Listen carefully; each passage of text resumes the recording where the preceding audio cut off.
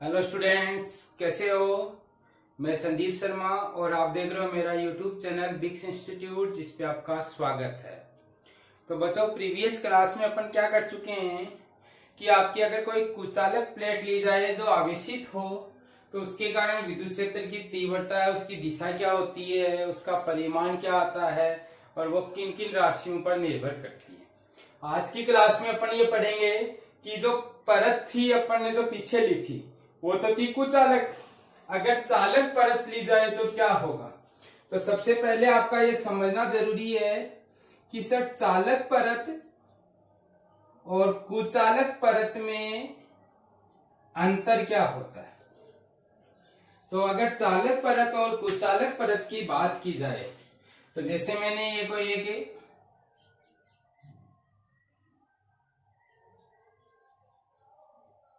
परत बनाई और एक आपकी ये परत है।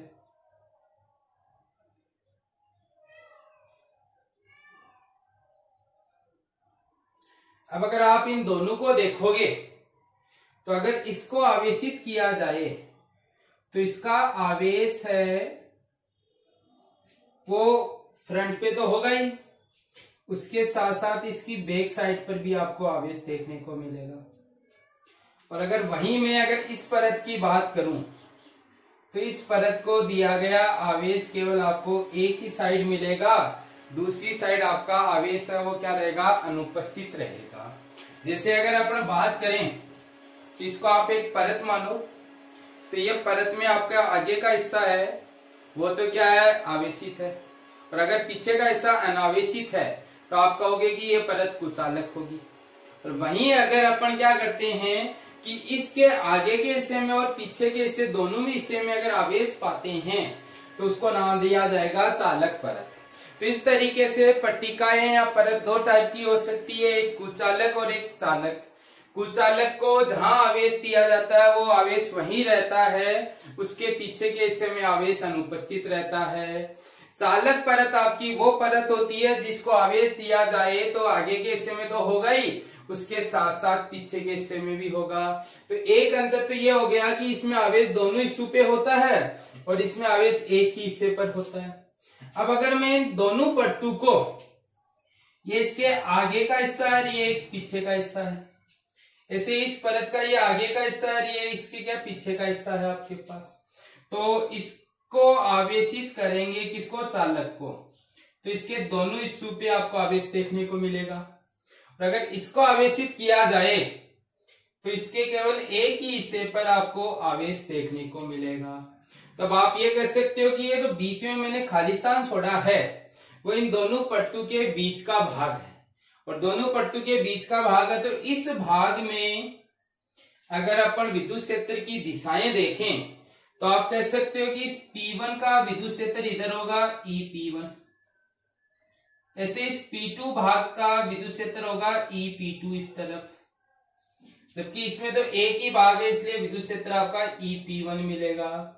तो आप कह सकते हो कि ये जो चालक परत है इसके बीच का हिस्सा विद्युत क्षेत्र 0 रखता है, जबकि इसके बीच का हिस्सा है विद्युत क्षेत्र नॉट इक्वल टू क्या होता है, 0 होता है।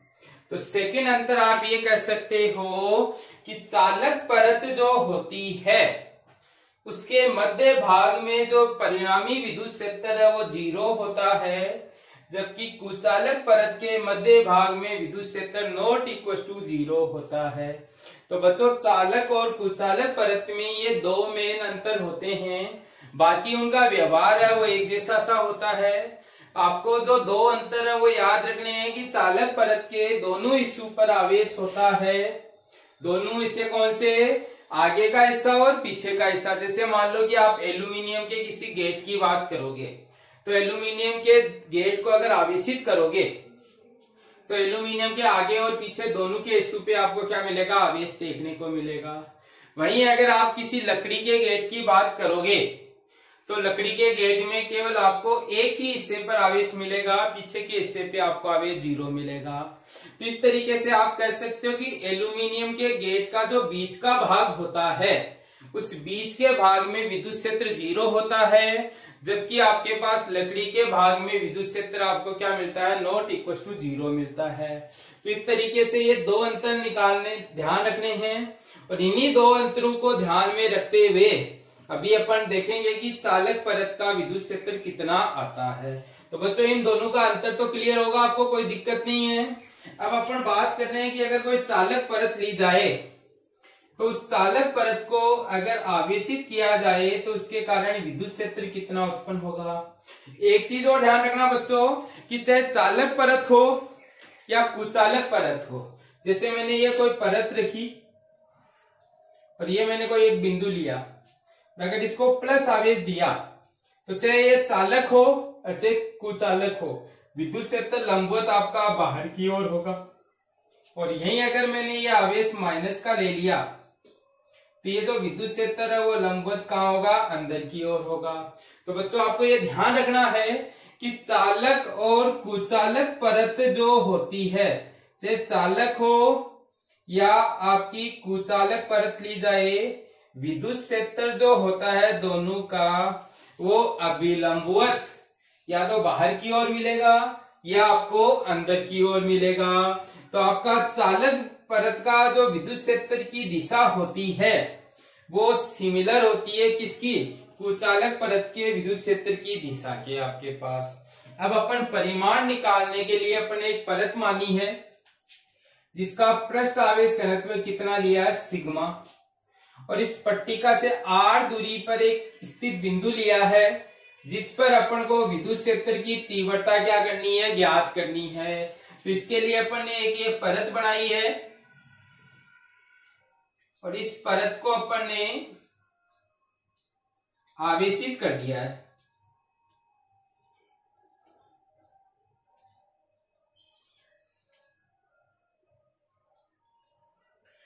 अब इस परत को आवेशित करने का मीनिंग इसके आगे के हिस्से पे भी आपको आवेश देखने को मिल रहा है और इसका जो पीछे का हिस्सा है ये जो है आपका, ये भी आपको आवेशित देखने को मिल रही है।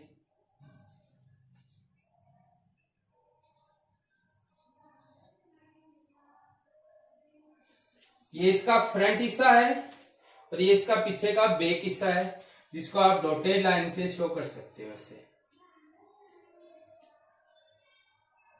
अब अपन ने क्या किया, जब इसको आवेशित किया तो इसका फ्रंट भाग पे भी आवेश है और इसका जो बैक का ये भाग है, इस बैक के भाग पे भी आपको क्या देखने को मिल रहा है, आवेश देखने को मिल रहा है आपके पास। तो ये आपके पास कोई चालक परत है और इस चालक परत के कारण आपको क्या करना है, इससे r दूरी पर स्थित ये कोई एक बिंदु है जिसपे अपन को विद्युत क्षेत्र ज्ञात करना है। और इस पर विद्युत क्षेत्र ज्ञात करने के लिए स्टेप फर्स्ट में आप जो जानते हो वही करो। स्टेप फर्स्ट में जानते हो कि एक अपन क्या करते हैं, गॉसियन पृष्ठ की कल्पना करते हैं जो कैसा बेलनाकार पृष्ठ है जिसका अनुप्रस्थ काट क्षेत्रफल s है और उसकी लंबाई कितनी है, r है। तो ये अपन ने कोई एक बेलनाकार पृष्ठ बनाया है और ये आपका बेलनाकार जो पृष्ठ है,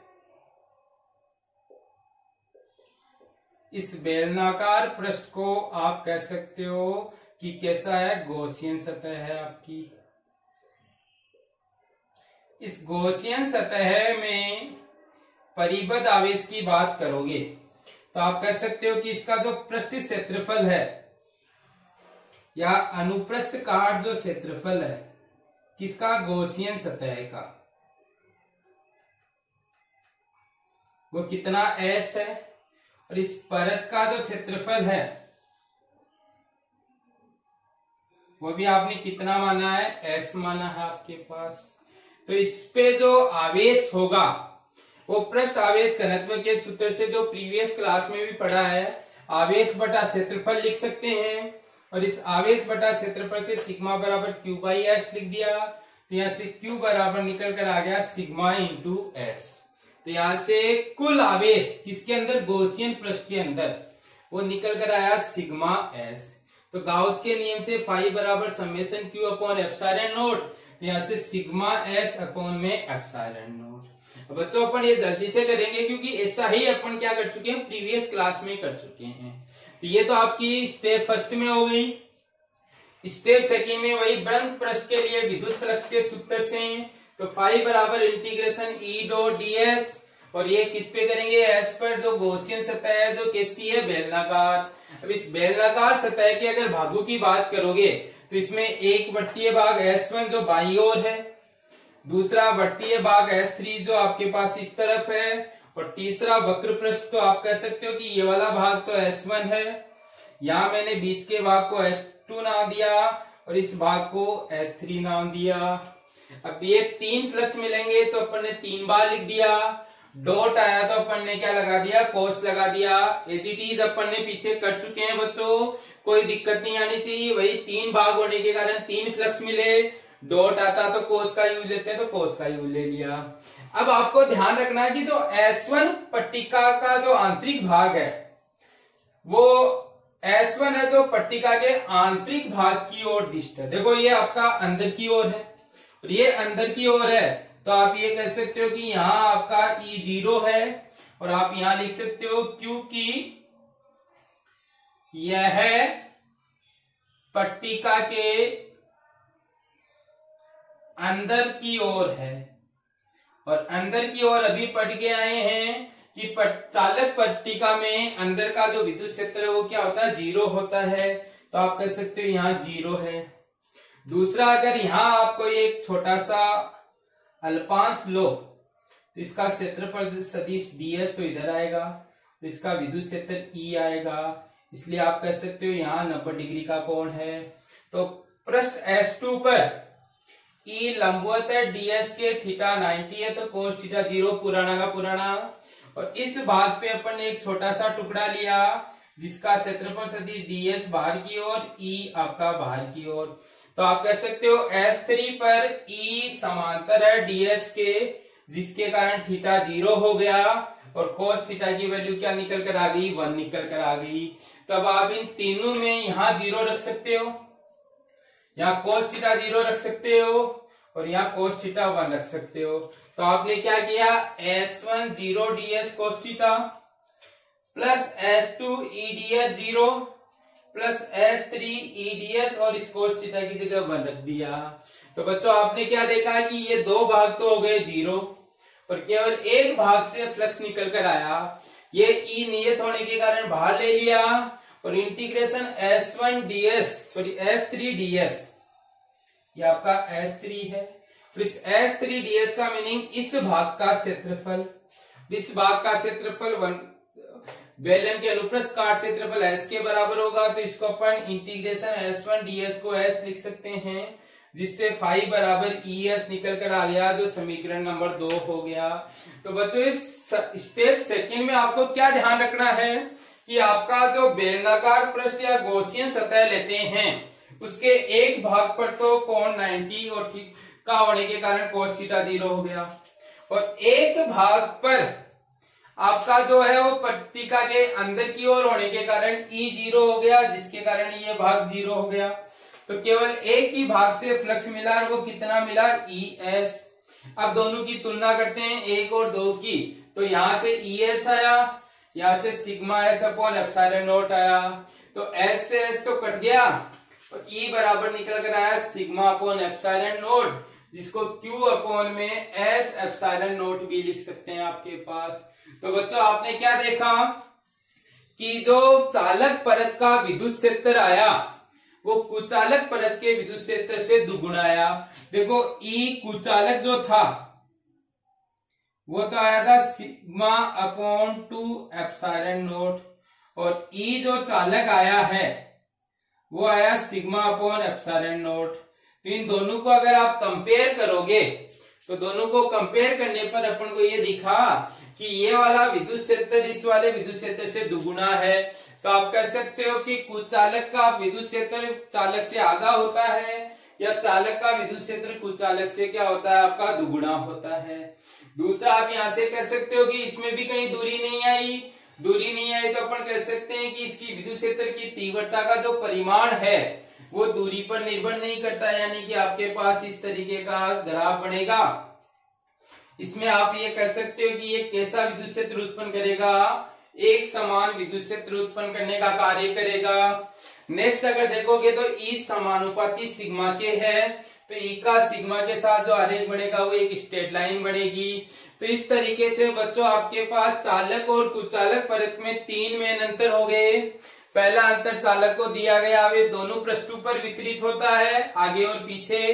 कुचालक को दिया गया आवेश केवल एक ही पृष्ठ पर वितरित होता है।